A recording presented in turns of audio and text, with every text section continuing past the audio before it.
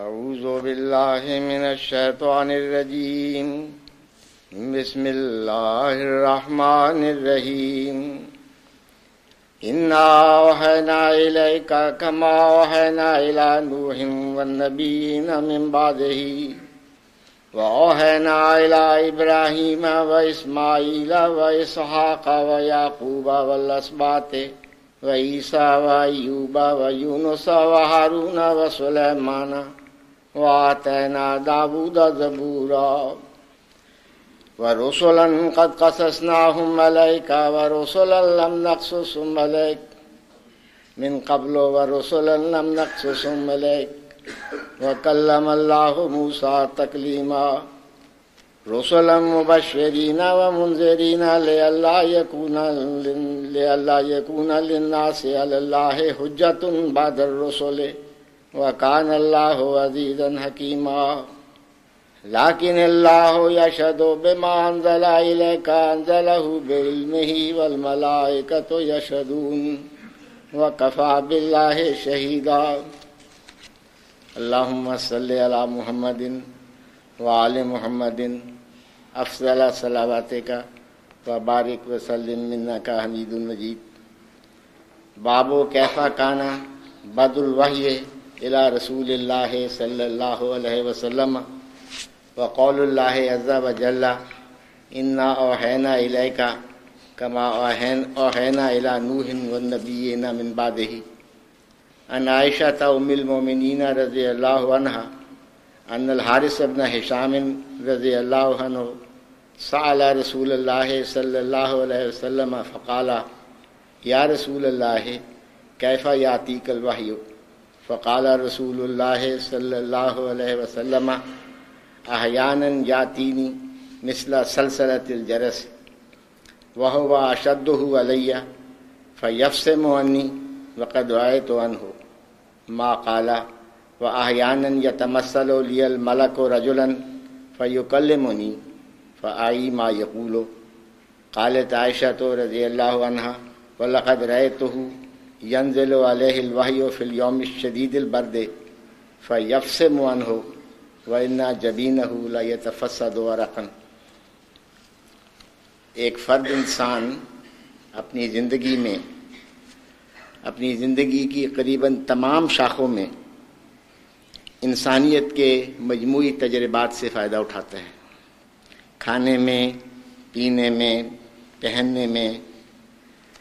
علاج میں، تعلیم میں، تمدن میں، ذرائع مواصلات میں، زراعت میں، سائنس میں. غرض دنیا کی انسانی زندگی کی کوئی ایک شاخ بھی نہیں جس میں ایک فرد اپنے محدود زندگی کے محدود تجربات تک محدود رہے، بلکہ اس کا جو تجربہ جو انسانیت تجربے کرتی رہتی ہے، اس کی زندگی میں بھی کرتی ہے، وہ ان سے پورا فائدہ اٹھاتا ہے. فیصلہ اس کا اپنا ہوتا ہے. یہ فیصلہ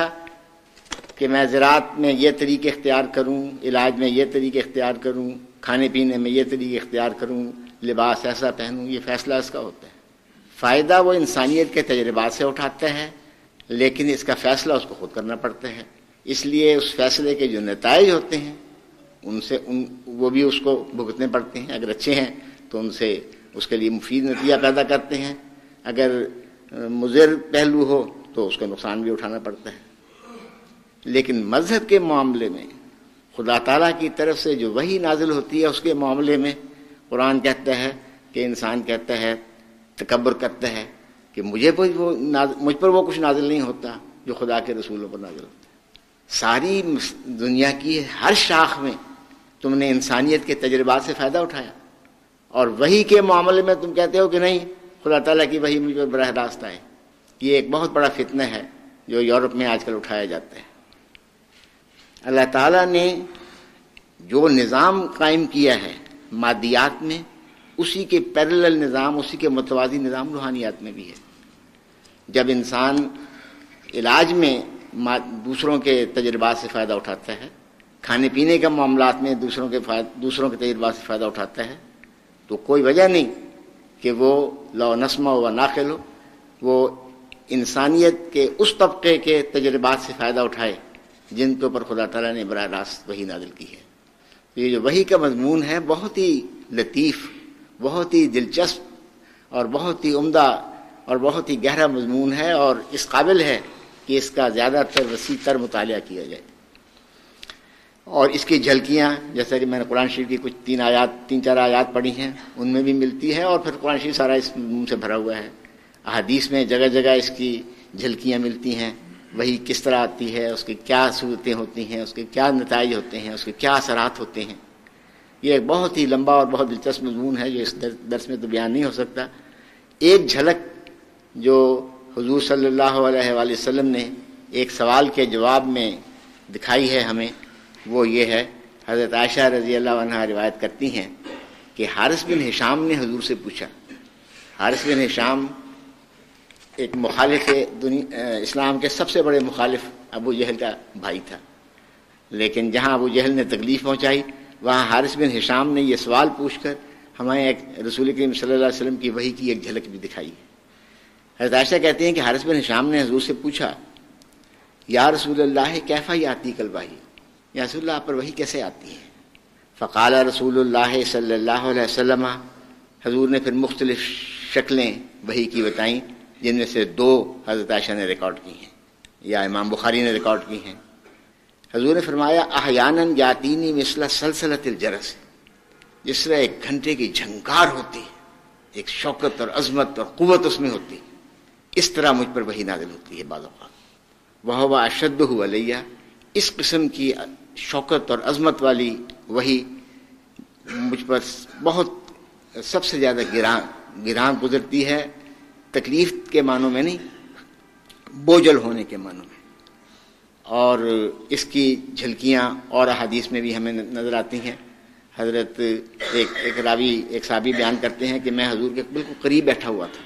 اور حضور مجھے وحی لکھوا رہے تھے، تو جب وحی نازل ہونی شروع ہوئی تو حضور کی ران میری ران کے اوپر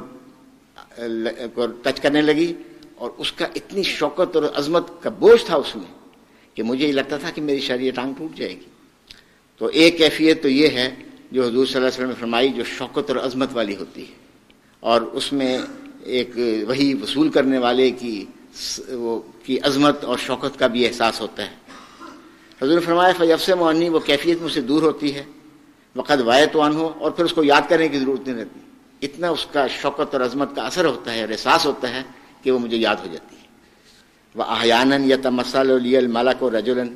حضور نے فرمایا کہ بعض دفعہ وحی اس طرح آتی ہے کہ ایک فرشتہ انسانی شکل میں متمثل ہو کر میرے پاس آتا ہے، فَيُكَلِّمُنِي، اور وہ مجھ سے بات کرتا ہے جس طرح ایک انسان دوسرے انسان سے بات کر رہا ہے، فَأَعِي مَا يَقُولُ، تو وہ جو کہتا ہے وہ میں یاد کر لیتا ہوں۔ پہلی شکل میں یاد کرنے کی ایفرٹ کی ضرورت نہیں ہوتی، وہ بے ساختہ یاد ہو جاتی ہے، لیکن اس دوسری صورت میں مجھے اس کو یاد کرنا پڑتا ہے، میں یاد کر لیتا ہوں کہ اس فرشتے نے یہ کہا ہے۔ ایک کیفیت حضرت عائشہ رضی اللہ عنہ نے خود مشاہدہ کی ہے اور اس کو بیان کی ہے۔ حضرت عائشہ فرماتی ہیں وَلَقَدْ رَأَيْتُهُ يَنزِلُ عَلَيْهِ الْوَحْيُ، میں نے حضور کو دیکھا کہ حضور پر وحی نازل ہوتی، فی اليوم الشدید البرد، اچھی خاصی شدید ٹھنڈ کے زمانے میں، ٹھنڈے دن میں نازل ہوتی تھی، مدینے میں اچھی خاصی سردی ہو جاتی، فَيَفْصِمُ عَنْهُ، اور وہ کیفیت جب دور ہوتی تو اس سردی کے باوجود اِنَّ جَبِينَهُ لَيَتَفَسَّدُ عَرَقًا، حضور کی پیشانی مبارک پسینے سے پسینہ پھوٹ پھوٹ کر بہہ رہا ہوتا۔ تو یہ ایک ہلکی سی جھلک ہے، اور جگہ جگہ قرآن شریف میں حدیث میں تفصیل کے ساتھ ان جھلکیوں یہ ہمیں جھلکیاں نظر آتی ہیں۔ اس زمانے میں ہمارے پیارے مہدی کو یہ عظیم الشان تجربہ ہوا، اور آپ نے بھی پھر اس کی تفاصیل اپنی کتاب رہن احمدیہ میں بیان فرمائی ہیں، جس کی ایک صورت میں آپ کے سامنے پیش کرتا ہوں۔ فرماتے ہیں صورت دوم الہام کی، جس کا میں با اعتبار کثرت عجائبات کے کامل الہام نام رکھتا ہوں، یہ ہے کہ جب خدا تعالی بندے کو کسی امر غیبی پر بعد دعا اس بندے کے یا خود بخود مطلع کرنا چاہتا ہے تو ایک دفعہ بے ہوشی اور ربودگی اس پر طاری کر دیتا ہے، جس سے وہ بالکل اپنی ہستی سے کھویا جاتا ہے، اور ایسا اس بے خودی اور ربودگی اور بے ہوشی میں ڈوبتا ہے جیسے کوئی پانی میں غوطہ مارتا ہے اور نیچے پانی کے چلا جاتا ہے۔ غرض جب بندہ اس حالت ربودگی سے کہ جو غوطے سے بہت ہی مشابہ ہے باہر آتا ہے تو اپنے اندر کچھ ایسا مشاہدہ کرتا ہے جیسے گونج پڑی ہوئی ہوتی ہے، اور جب وہ گونج کچھ فروغ ہوتی ہے، اور یہ غوطہ ربودگی کا ایک نہایت عجیب امر ہے جس کے عجائبات بیان کرنے کے لیے الفاظ کفایت نہیں کرتے. یہی حالت ہے